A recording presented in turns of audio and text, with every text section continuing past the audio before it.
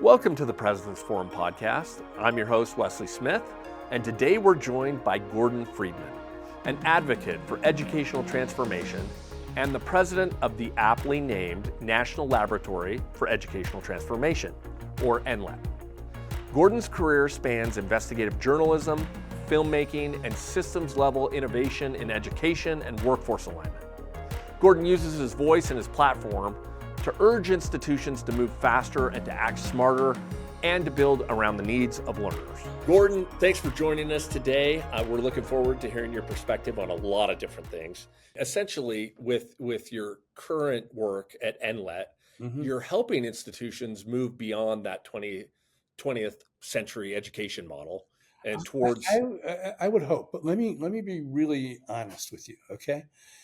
Education, especially higher education, because it's not as regulated as K-12, they're deep cliques and people that work with each other all day long, and they're good people. They care really deeply, but they're somewhat impervious to how the rest of the world operates.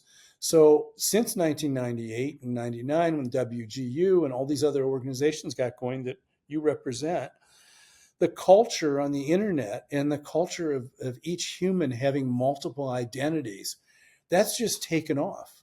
And the culture of companies and employers continually saying, you're out of sync with what we need, that's taken off. But education has, in the online world, in the ed tech world, has improved what already existed, but they're up against a transformation barrier. So I would say the mechanical era of being online, build courses, hope their employers that want them, hope we can get students. Right. That's over, buddy. Yeah. We are in the automation age, and education is not on the high horse. It's a participant. We built NLET in the hope that we could have collaborative and pilot-like conversations about all this stuff. But honestly, most organizations, if they can go get a big grant from a nonprofit or from the Gates Foundation, they'll just dig in and do that. But they won't really look at the fundamental cultural shifts and technology shifts. So right now, people are adding AI to all their products and services.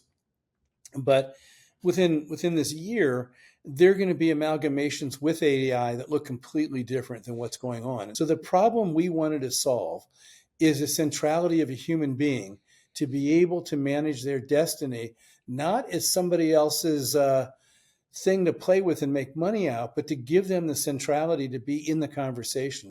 So Gordon, tell me the biggest shifts that need to happen in education from your perspective at this point. So one of the things I hear is it's got to be student-centered, and everything, all the tech has to be student-centered instead of institution-centered. And I think a lot of people agree with that. So if you wanted to do that properly, you'd have a Facebook for education, and people would vie for those students. Now, the same individuals that the institutions want to sign up are people that employers want to sign up. And even though we might have a dip right now in hiring, it's not going to go away. We need to hire people. We need them from all over. So learning identity is really crucial to us, but that means deep ownership. I'm hearing from this conversation. Yes. Yep. So now, one, and primarily, it's got to be individual focused education in the future. It can't be institutionally focused. Right. And two, employers are going to be central in the education of the future. And there has to be a better way for employer needs to be met and those individuals to, traverse that education to employment bridge. Absolutely. Whatever that looks like. Right. So think about this. We use 3 artifacts right now: a resume, a course listing, and a job posting. Okay. These are anachronisms now. But they underneath them, they share a whole lot of data about skills and attributes. So we don't have common railroad tracks. And the organizations that might help do that, from LERs to some of the data operations, they're just not plugged in to the way actual commerce works on the web and the way the actual culture works. I think people will be debating LERs for the next 10 years without a method of putting them into use. So how do you think the market should step in, and technologists should step in if this isn't going to happen. We have seen something similar to LERs in the healthcare world, right? Absolutely. But I would say, I would argue that most people in healthcare believe that that's been an epic failure as well, to get individualized records that could be recognized by all physicians and all care providers, and to be able to share information. How do you crack that code and I get don't to know a about point? you, Wes, but I get my medical results before my doctor does. I have 3 or 4 hospitals or medical, so that software works. It's a little clunky, but it works. So something similar could happen, but this has to happen at a consortial level.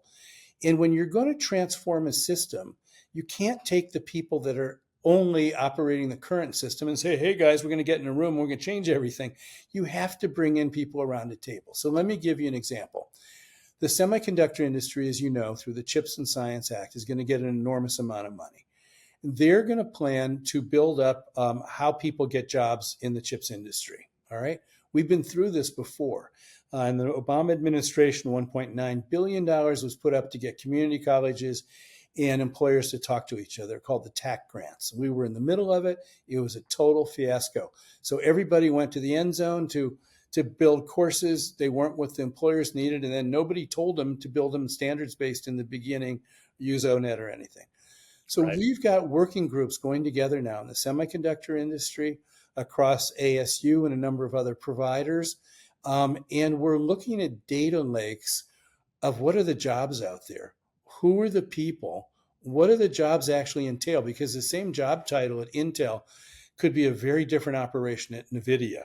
So we're doing a microcosm of what this what next looks like, but it requires collaboration, and collaboration requires money. There's money in the government right now for semiconductors, but we might be able to use that as a case to look at how things can go.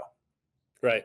Well, there are a lot of microcosms of, bridging Yeah. education to opportunity that we could look at. That particular example seems to be super relevant right now. Yeah. So you do believe that we could leverage this this need for talent in this particular industry and drive this learner and employment record concept in a way that hasn't been done to date. 100%. And you need a use case. This is a good one because that sector talks to each other. It's not like auto manufacturers. It would be hard to get them together to do something. This sector does it, but I think if we could model in there, then we could take that out. We could take that out elsewhere. So, Gordon, look out 5 to 10 years with me right now. Yep. If you just look out 5 to 10 years, what changes do you expect, or at least hope to see that happen in education, employment, and lifelong learning? Yeah. 5 to 10 years. What are the things you'd hope that are realistically possible that we tackle and things change within the next decade? So again, if you look at this as a system, it comes down to those individuals. If we could create something that was like like any one of the big platforms, but it was for learning identity. So I tried this. I had something called MindBot for a while.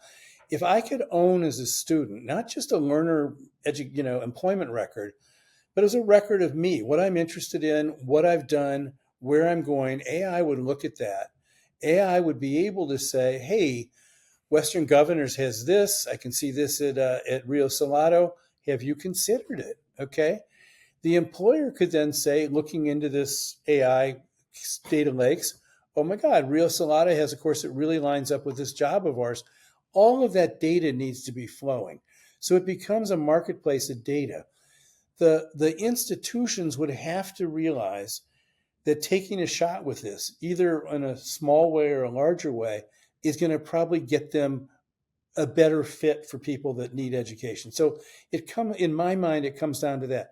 Do I think it'll happen? I'm not sure. I mean, the internet's been a constant struggle between rights for individuals and rights for people making money with individuals. So there's no way to have overall governance on something like this. To make it work, it has to rise out of the dust. The employers aren't in a position to legislate for it. The government certainly, I don't think, is. But I think what happens with something like that is that I have to have ownership over that kind of information. There's a lot of good work being done. All I'm saying is that if you want to launch that work and get it out there, it's going to have another delivery vehicle than anything we've seen. Well, Gordon, this has been a really interesting conversation.